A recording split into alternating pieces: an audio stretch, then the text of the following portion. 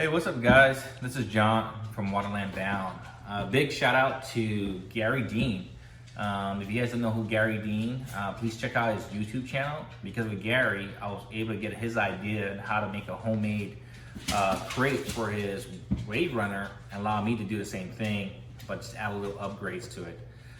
Currently I purchased a 2020 FX HO Cruiser, and one thing about those things is that when you're going out fishing or crabbing, to find a basket for your cooler, it roughly costs roughly $300 to $600 depending on what brand you go, which is cool for some people, but the idea is actually getting it to cheaper at cost if you can.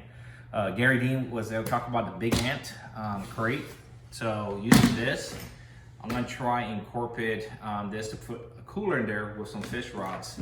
That's what I'm attaching. So all this stuff I'm doing right now, roughly about, I would say no more than about $120. If you check Amazon, some people go eBay or online. But these are the tools that I'm using. Currently right now, the one Gary says the heavy duty tie straps, which up to 200 pounds. So this is pretty solid. As well with a stainless steel bracket. So my goal is to pretty much incorporate where I can put it here, where I'm gonna drill a hole and use it as a tie down to the strap to my Yamaha. So stay tuned while I go through the process. But yeah, big shout out again to Gary Dean. If you guys don't know who he is, check out his channel. He has a lot of good ideas. Because of his idea, I was able to incorporate his idea and try and modify it to the way I see it to fit for me. So stay tuned. So what I'm gonna do first is I'm gonna drill a hole and add this as my hook for my secure strap. What Gary Dean did was he used this 200-pound tie line, and he used it where he secured it to his Waverunner chair, which was very efficient without basically modifying this at all. But what I'm gonna do, since I'm just gonna modify it, is I'm gonna use this stainless steel hook as my tie. And for secured, I'm gonna use this. These are pretty much just hinges where I took out the pin, and I'm just gonna use this as a bracket brace as in the back. So it has more support, and I use a 3M screw, and it should fit perfectly when I'm just screwing it on. So perfect. So stay tuned.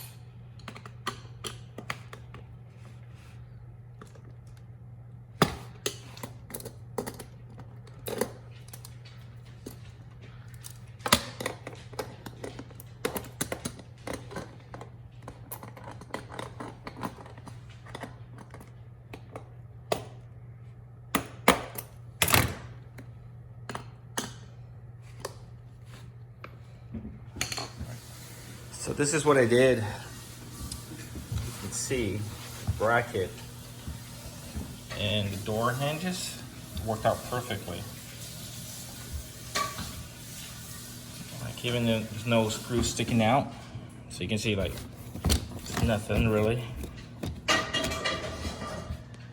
So it's pretty sturdy. Part one is over. All right, so phase one is complete. Ended up putting the hooks, which is sturdy. These hooks will pretty much be the back side of the Yamaha, where the chair's right here. So you have the two hooks there. Now it's determining where should I put this side. I was thinking of putting here for more sturdy, but you're gonna have to really modify and drill a hole. But one thing cool about the Big Ant is that it's collapsible, so it's portable. So I put this down, put this, so even though it has that hook, still, it's portable, right? Well, let me try something out. So how about if I do it here, so the weight is putting this way, would it be in the way? So let's see. So let's say if I drill a hole here, in the middle. Oh, it could work. It could work. So doing it right here. Oh, there we go. All right, so let's do that route. Stay tuned. All right, stage 1 is complete. Install the stainless steel loops. And I ended up deciding to go back here in the bottom. So this will be facing the seat part where we have it here. And the bottom will be like getting connected to the strap. So you can see how I did it. Using door hinge with some M6 washers and screws. So there's no screws are actually sticking out. So it's not as bad where you're dumping things where it'll scratch you up. The cool thing about the big ant is portable. So again, put that down. Actually go this route. So that hook's not on the way. And again, big shout out to Gary Dean. He's the one that actually created this. Using this as a crate to go fishing. What he did pretty much was more of using the 200 tie wire, and he ended up hooking it to this side. So I just copied his invention, but I added more of these stainless steel loops where I'm thinking about either one, adding these as part of it so it's more secure, that's one route, or I can even do this where it's still secured. So all I did is added this on there. All right, that's phase 1. Phase 2 is going to be adding this guy right here, or maybe even here. I might even thinking back here as well. So just determining where should I put it. All right, so I'll let you know.